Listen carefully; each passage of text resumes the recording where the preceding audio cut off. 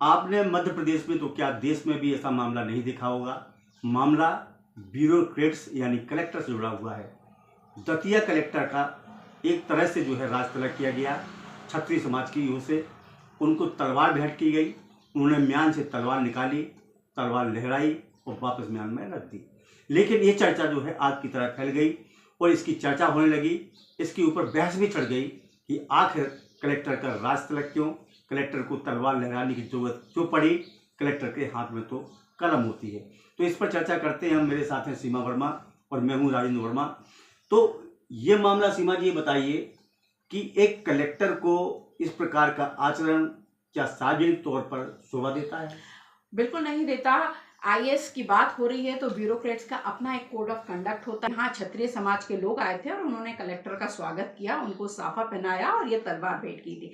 दरअसल ये मामला इसलिए भी और हाईलाइटेड हो जाता है क्योंकि कुछ समय पहले ही विधायक, जो भिंड के विधायक हैं नरेंद्र सिंह कुशवाहा, उनकी इन्हीं कलेक्टर संजीव श्रीवास्तव के साथ मुठभेड़ एक तरह से कह सकते हैं कि आमना सामना हुआ। नरेंद्र कुशवाहा ने वहां धरना दिया था। वो किसानों की खाद की किल्लत, खाद की समस्या को लेकर कलेक्टर के बंगले के सामने धरने पर बैठ गए थे। तो मामला में कुछ आपको बता दूं बिल्कुल कि दरअसल मामले की शुरुआत यहाँ से हुई थी कि नरेंद्र सिंह जो वहाँ के विधायक हैं भिंड के, उनके पास जो है किसान अपनी समस्या को लेकर के गए थे कि उन्हें खाद नहीं मिलता, कलेक्टर उनकी बात नहीं सुनते।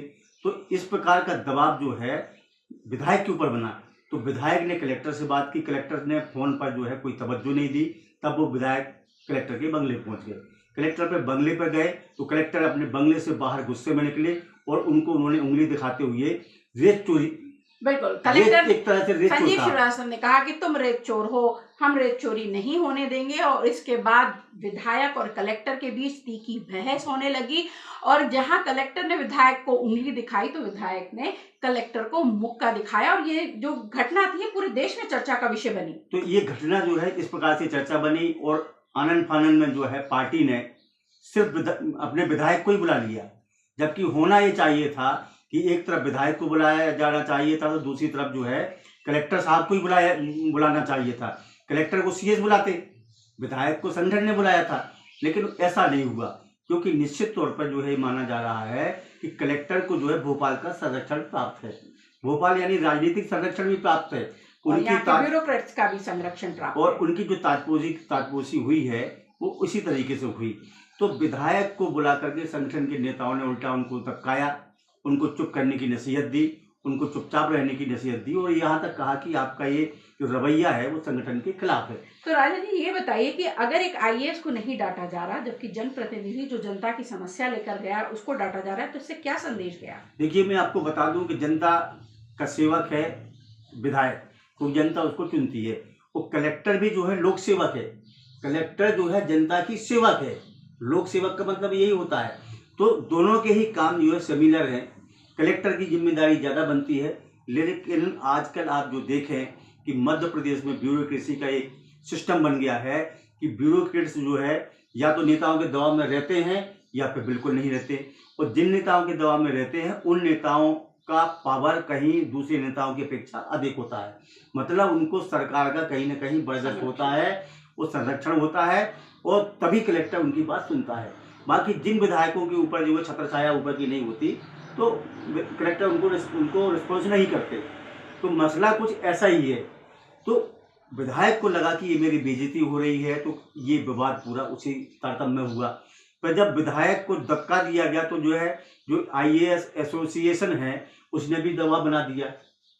उसने दबाव बना करके साबित कर दिया कि मध्य प्रदेश में अगर कोई ऐसी घटना होती है तो हम लोग चुप नहीं रहेंगे।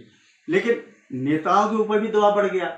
लेकिन इसमें जो है नेताओं विधायकों की बेइज्जती जरूर हुई है, क्योंकि अब कलेक्टर अपनी मनमर्जी से काम करेंगे, विधायकों की नहीं सुनेंगे। उन्हें जिन विधायकों की गाइडलाइन मिली है कि इनकी सुनना है, इनके काम करना है, उनके करेंगे, बाकी के नहीं करेंगे। तो इसके दुष्परिणाम जो है चुनाव में दिखाई देंगे। जनता में जो गुस्सा है वो इसी बात को लेकर के है। आप जन सुनवाई का मामला ले लें, कलेक्टरों के पास जाने वाले लोगों की बात सुन लें। कलेक्टर के पास लोग जाते हैं, कलेक्टर कहाँ सुनते हैं? कलेक्टर सिर्फ अपनी मनमानी से अपने हिसाब से काम करते हैं। अब आप देख लीजिए पूरे प्रदेश में रेत माफिया काम कर रहा है। तो रेत माफिया में कौन इन्वॉल्व है? जिला प्रशासन इन्वॉल्व है। लेकिन जो है कहीं पर भी रुकता नहीं है, धड़ल्ले से काम होता है, उल्टे विधायक को जो है रेत माफिया ठहरा दिया जाता है। तो ये विवाद जो है, एक विवाद की जड़ बन गई है। जनप्रतिनिधि के नीचे कार्य करती रही है पॉलिसी मेकर्स, हमेशा ही जनप्रतिनिधि होते हैं और कार्यपालिका को उसको एग्जीक्यूट करना होता है। लेकिन ये एक नई तरह की परिपाटी मध्य प्रदेश में देखने को मिली है और सभी का ये मानना है कि इसके आने वाले जो परिणाम है वो बहुत सुखद नहीं होंगे। हम ये नहीं कहते कि सारे विधायक अच्छे होते हैं। जो विधायक अपनी अपनी जिनकी चल रही है, जिनके ऊपर की छत्र छाया है, उनके लीगल इलीगल काम जो है अपने अपने जिलों में चलते हैं। अधिकांश विधायकों की शिकायत आई है, कोई रेत माफिया है, कोई दारू माफिया है, अन्य अन्य प्रकार के लोग जो है उसमें इन्वॉल्व हैं और पैसा कमाने में और लूटने में लगे हुए हैं। और कलेक्टर एसपी जो है उनकी जीएजोई करते हैं, क्योंकि ऐसे लोगों, ऐसे नेताओं के ऊपर जो है जो छतरी है वो सरकार की छतरी है। लेकिन जिन लोगों के ऊपर छतरी नहीं है उनके ऊपर ओले पड़ रहे हैं। और ये ओले जैसे आपने देख लिया, एक कलेक्टर ने जो है विधायक की बेइज्जती कर दी, और विधायक की बेइज्जती जो है सरकार संगठन में बैठे लोगों ने कर दी। जबकि होना यही चाहिए था कि विधायक की बात सुन करके कलेक्टर को सबक सिखाना चाहिए था। बिल्कुल, ये घटना सामने आने के बाद अलग अलग मंचों से लोग अपनी राय व्यक्त कर रहे हैं और सभी का ये मानना है कि कलेक्टर ने जो किया वो गलत था। ज़्यादातर लोगों का मत जो है वो विधायक के साथ है, क्योंकि इस तरह की परिपाटी वो देश और प्रदेश के लिए शुभ नहीं मानते। तो आप देख रहे थे बुंदेली बतौले, मैं हूँ आपके साथ सीमा वर्मा और मेरे साथ है राजनीतिक विशेषज्ञ राजेंद्र वर्मा जी। नमस्कार।